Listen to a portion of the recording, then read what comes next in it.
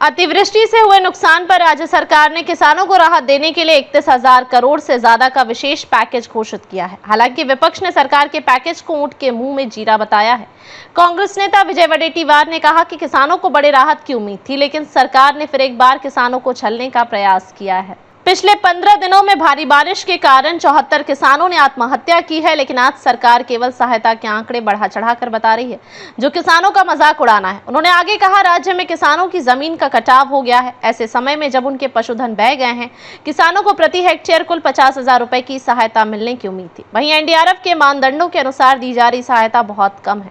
वडेट्टीवार ने आलोचना करते हुए कहा कि इससे किसानों को मदद नहीं मिलेगी, बल्कि वे बर्बाद हो जाएंगे।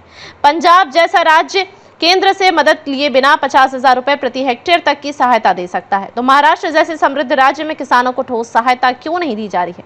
क्या सरकार द्वारा घोषित सहायता दिवाली से पहले मिल पाएगी? किसानों के साथ साथ खेतीहर मजदूर भी मुश्किल में हैं, उन्हें क्या मदद मिलेगी? वडेट्टीवार ने यह सवाल उठाया। उन्होंने आगे कहा, राज्य विधानसभा चुनाव से पहले महायुति ने कृषि ऋण माफी की घोषणा की थी। आज जब किसान ऋण माफी की उम्मीद कर रहे थे, तब इसकी घोषणा नहीं की गई। सरकार बस तारीख दर तारीख बता रही है वह ऋण माफी करेगी, लेकिन सरकार यह नहीं बता रही है कि वह किसानों का ऋण माफ कब करेगी। जिसमें ऊंट को जीरा खिलाया गया, उस प्रदर्शन का तरीका यह था कि सरकार ने जो कल मुआवजा राशि डाली, किसी के 100, 200, 400, 500, 600 रुपए, और किसी किसी गांव में किसी के तो आई भी नहीं राशि। तो जो किसान अभी हताश है, निराश है, परेशान है, और सरकार क्या कर रही है, 100, 200, 500 रुपए उसके बीघे की राशि डाल रही है। तो हमारा विरोध ये था कि उस ऊंट के मुंह में जीरा डाले, जैसे कि हमारे पुराने लोग कहते थे कि ऊंट को जीरा खिलाना, तो क्या जीरा खिलाने से ऊंट का पेट भर जाता है? इसी प्रकार का ऐसे मुआवजा देने से क्या किसान का पेट भर जाएगा? किसान अगली फसल की तैयारी, दीपावली की तैयारी कैसे कर पाएगा? तो इसका विरोध था और हम निरंतर विरोध करते रहेंगे। कांग्रेस पार्टी लगातार विरोध कर रही है और 4 दिन पहले सरकार ने आदेश जारी किया कि किसानों को मुआवजा देंगे और डेटा एकत्रित किया जाए।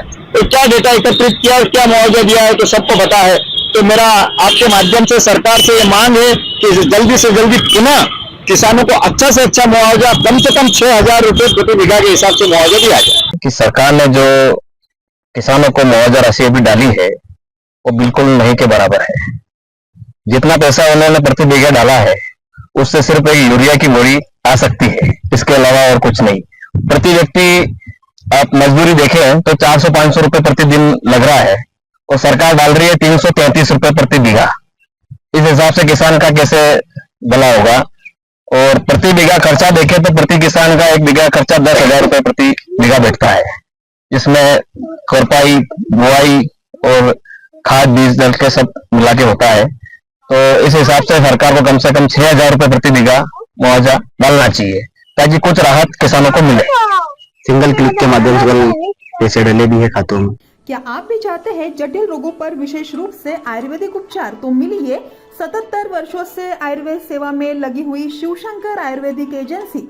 अनुभवी वैद्य डॉक्टर, सभी प्रसिद्ध कंपनियों की दवाइयाँ और सभी प्रकार की जड़ी बूटियों और रोग प्रतिकारक शक्ति बढ़ाने के लिए कई प्रकार की दवाइयाँ प्राप्त करने का एकमात्र विश्वसनीय स्थान। हमारे यहाँ सभी प्रतिष्ठित कंपनियों की दवाइयाँ उपलब्ध है।